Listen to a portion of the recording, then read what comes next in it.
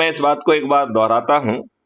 Mister Dubey ji, आपने ये बात पूछी है कि क्या ये मिशन है, एक एनजीओ है, लिहाजा इसमें शासकीय अशासकीय सभी व्यक्ति जुड़ सकते हैं। तो मैं आपको बताऊं, ये अकेला मिशन ही नहीं है, ये राष्ट्रीय भावना से ओतप्रोत जो है मिशन है।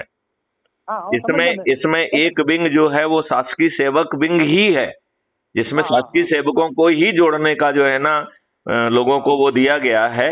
और इसमें किसी भी कंडक्ट रूल का वायलेशन नहीं है, ना ही कोई धरना है, ना कोई जुलूस है, ना किसी को पिटीशन देना है, ना धरने पे बैठना है, ना जंतर मंतर पे जाना है। इसको बहुत सावधानी से बनाया गया है। इसमें किसी भी कंडक्ट रूल का वायलेशन नहीं है। बात समझ में आई? और रही बात पार्टियों की, तो साले पार्टी देशद्रोही हैं। इन्होंने देश के साथ जो है ना विश्वासघात करके अंग्रेजों से षड्यंत्र पूर्वक समझौता करते हुए सत्ता का हस्तांतरण स्वीकार किया और गुलामों के नियम कानून जो है देश की जनता के ऊपर थोप दिए। वही लाटसाबी व्यवस्था जिसके तहत अंग्रेजों ने इतने वर्षों तक शासन किया, वही लाटसाबी व्यवस्था आज भी हमारे ऊपर थोपी हुई है। तो ये दुष्ट लोग हैं और इनका खुद का रिकॉर्ड जो है, सुनो बात ध्यान से, इनका अपना रिकॉर्ड जो है, ये अनपढ़ हैं, गवार हैं, बाहुबली हैं, दुष्चरित्र हैं और अपराधी भी हैं। तीन बार माननीय सुप्रीम कोर्ट के पीआईएल में जजमेंट देने के बाद कि इस देश में चपरासी बनने के लिए साक्षरता और साक्षर होना जरूरी है, फिर क्या कारण है कि हमारे राजनेता जो न केवल कानून के निर्माता हैं बल्कि वो हमारे भाग्य विधाता भी बने हुए हैं, उन्होंने दुष्टतापूर्वक पूरे तंत्र को जो है ना अपना चरण सेवक बना लिया है। यह ऐसे हमारे जो है ना भाग्य विधाता अनपढ़, गंवार, दुष्चरित्र, भ्रष्ट और अपराधी क्यों? राइट? इस पर जो है माननीय सुप्रीम कोर्ट ने पीआईएल कर्ता से सहमति जाहिर करते हुए तीनों केस में ये जजमेंट दिया कि हम भी पार्लियामेंट से अनुरोध करते हैं कि पीपुल्स रिप्रेजेंटेटिव एक्ट 1950-51 में संशोधन करते हुए अब किसी भी आपराधिक व्यक्ति को टिकट ना दिया जाए। इसका चंद लाइन में संशोधन था, लेकिन इन दुष्ट राजनेताओं को तो ये मंजूर ही नहीं है। आप ये बताइए, एक मिनट, आप देखिए, मैं आपको ये बताऊं, इन दुष्ट राजनेताओं ने सुप्रीम कोर्ट की बात को तो नहीं माना, इनका चरित्र इसका जस्ट उल्टा रहा। 2019 की जो पार्लियामेंट गठित हुई उसमें 42% मेंबर ऑफ पार्लियामेंट उनके अपने एफिडेविट के अनुसार आपराधिक रिकॉर्ड के हैं। 2022 में जो उत्तर प्रदेश का चुनाव हुआ, ये संख्या बढ़ के 51% हो गई है। 403 विधायकों में से 205 आपराधिक चरित्र के हैं, विच मेक्स इट 51%। और अभी तो कमाल ही हो गया, कर्नाटका का जो 10 मई को चुनाव हुआ है इसी साल, उसमें ये संख्या बढ़ के 55% हो गई है।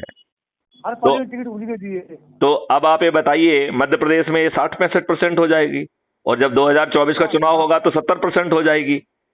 हमारे राजनेता कितने दुष्ट लोग हैं जिन्होंने अपने ही देशवासियों के ऊपर गुलामों के नियम कानून थोप के रखे हुए हैं, और इतनी घटिया व्यवस्था है कि उन घटिया नियम कानूनों का भी पालन नहीं कर रही है। आप ये बताइए कि इस देश में, नहीं, आप मुझे बताइए, इस देश में जब ओलंपिक उसमें गोल्ड मेडल लाने वाली बिटिया बैठी हुई हैं और इस दुष्ट पुलिस का वैधानिक कर्तव्य है, विधिक कर्तव्य है कि संज्ञान लें, तो कितनी दुष्ट पुलिस है कि उसके इसमें भी संज्ञान नहीं ले रही है। भाई देखिए, आपके पुलिस डिपार्टमेंट में रहे, आगे काम करने दे रहे हैं आपको। बोलिए, आप गड़बड़ करोगे आपको पता देंगे, निकाल देंगे। क्या काम करोगे आप, बताओ मेरे को। आप ये काम करने दे रहे हैं आपको? आपने काम करवा रहा है प्रेशर में, इसलिए कई लोगों ने सुसाइड किया है। आपको शायद मालूम है या नहीं, बोल नहीं सकता मैं। यदि मुझे नहीं मालूम होगा तो दुबे जी किसको मालूम होगा? नहीं, बता रहा हूँ मैं आपको। नहीं, मैं आपसे पूछता हूँ, जो स्वयं जो है ना 7 साल डीजीपी के पद पर रहा है, डीजी रेलवे रहा है, डीजी होमगार्ड, सिविल डिफेंस और डिजास्टर मैनेजमेंट रहा है, डीजीपी पुलिस रिफॉर्म रहा है, और वो भी लंबे 7 साल तक। मैं एमपी बात नहीं कर रहा हूँ, ऑल इंडिया लेवल की बात कर रहा हूँ। बड़े बड़े लोगों ने, और उन्होंने सुसाइड नोट लिखा है। सब सुसाइड क्यों कर रहे हैं? कितने शर्म की बात है। बोलिए आप, आदमी को इन लोगों ने कितना कंपेयर किया है। आज आप देखिए गवर्नमेंट एम्प्लॉइज, लेकिन ये मोटी खाल के लोग हैं, ये राक्षस हैं। क्योंकि यदि आज की व्यवस्था को हम राक्षसी व्यवस्था करें तो उसकी जान एक तोते में है, और उस तोते का नाम है राजनेता। इसलिए क्राइम फ्री भारत ने मिशन होते हुए भी एक ऐसा चक्रव्यूह रचा है। वो अपना मिशन ही बना रहेगा, लेकिन उस चक्रव्यूह से लड़ना इन दुष्ट राजनेताओं की औकात के बाहर की बात है। मैं इस वार्तालाप के जरिए से आम जनता तक ये बात पहुंचाना चाहूंगा कि अब समय आ गया है कि 2-2, 3-3, 4-4 बार, 5-5 बार के विधायक, सांसद, मंत्री और मुख्यमंत्री मतदान के पहले क्राइम फ्री भारत मिशन के चंद्रगुप्तों के सामने, जिनके चेहरे भी आज स्पष्ट नहीं हैं, न केवल हारेंगे बल्कि उनकी जमानतें जब्त हो जाएंगी।